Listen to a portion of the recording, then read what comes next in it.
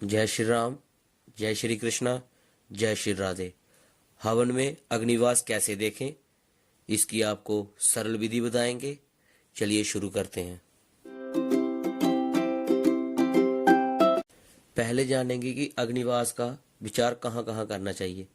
जैसे कि कोई अनुष्ठान, जैसे महामृत्युंजय इत्यादि कोई अनुष्ठान चल रहे हो, यज्ञ इत्यादि में, वहाँ पे अग्निवास का विचार करना चाहिए।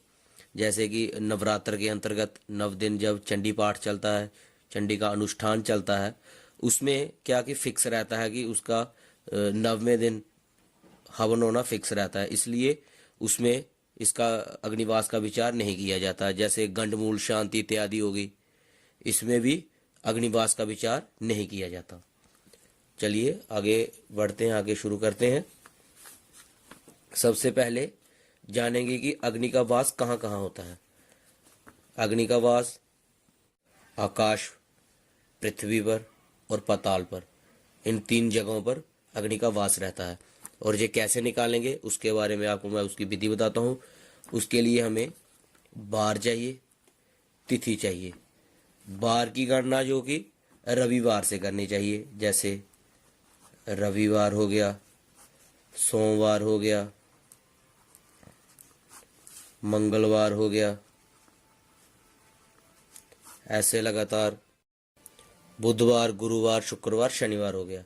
इसी तरह तिथियां जो कि 15 तिथि होती हैं, एकम, द्वितीया, तृतीया, इसी तरह 15 पूर्णिमा को 15 की गणना करनी चाहिए और अमावस्या को 30 की गणना करनी चाहिए। और जो तिथि की शुरुआत वो शुक्ल प्रतिपदा से करनी चाहिए। जैसे मैं आपको अभी बताता हूँ इसका फार्मूला कैसे निकालना है। इसका फार्मूला है वार प्लस तिथि प्लस इसमें 1 जोड़ना है। उसके बाद जो शेष बचे उसे 4 से भाग देना है। 4 से भाग देने के बाद यदि 0 या 3 बचे तो अग्नि का वास पृथ्वी पर जाना चाहिए। यदि शेष 2 बचे तो अग्नि का वास पाताल में जाना चाहिए। और यदि 1 बचे तो अग्नि का वास आकाश में जाना चाहिए। जैसे मैं आपको उदाहरण के लिए बताता हूँ। जैसे बार मान लो हो गया सोमवार, इसका कितना हुआ 1, 2, ये आ गया 2। जैसे मान लो तिथि होगी शुक्ल पक्ष की 4, कितनी शुक्ल पक्ष की 4 तिथि होगी, वो 4 में यहां हमने ऐड कर दी। उसमें हमने क्या करना है, जमा 1 को जोड़ देना है। ये कितना हुआ 2, 4, 4 और 2 6, 1 7।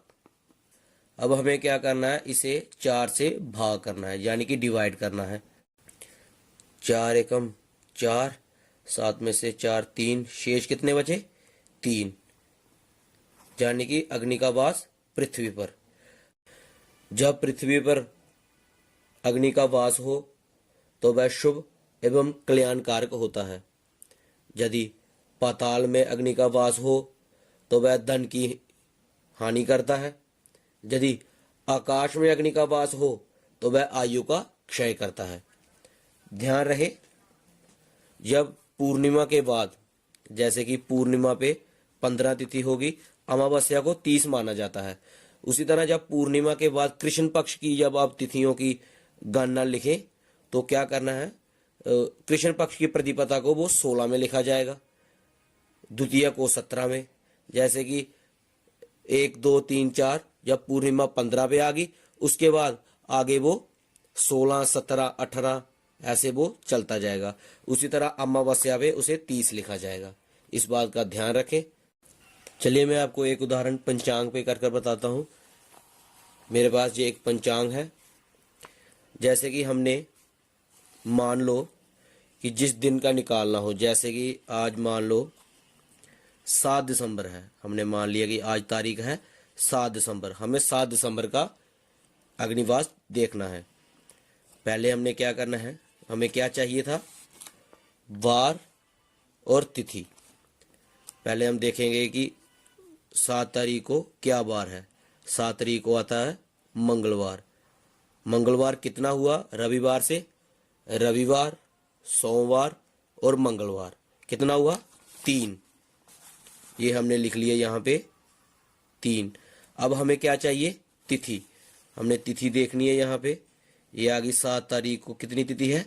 4 आ गई। कौन सी है? शुक्ल पक्ष की। शुक्ल पक्ष की जो तिथि को 4 है वो 4 ही लिखा जाएगा। ये आ गया यहाँ पे 4। अब हमें क्या करना है? इसमें 1 जोड़ना है।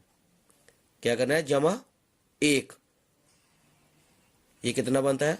4 और 3 7 और 1 8। यहां आ गया 8। अब क्या करना है? जो शेष बचा उसे 4 से भाग देना है। अब हमें इसे 4 से भाग देना है। जैसे 8, 4 हमें भाग देना है। 4 दूनी 8। शेष कितना बचा? 0। अब 0 और 3 पर अग्नि का वास पृथ्वी माना जाता है। यहाँ पे शेष बच रहा है 0, इसलिए अग्नि का वास हमें पृथ्वी पर जानना है। तो ये पृथ्वी पर अग्नि का वास शुभ एवं कल्याणकारी माना जाता है। अगर आपको हमारी वीडियो अच्छी लगी हो, अगर आपको अग्निवास निकालना आ गया हो तो हमें कमेंट करके जरूर बताएं। और अगर आपने हमारे चैनल को अभी तक सब्सक्राइब नहीं किया है तो अभी सब्सक्राइब कर लें। धन्यवाद।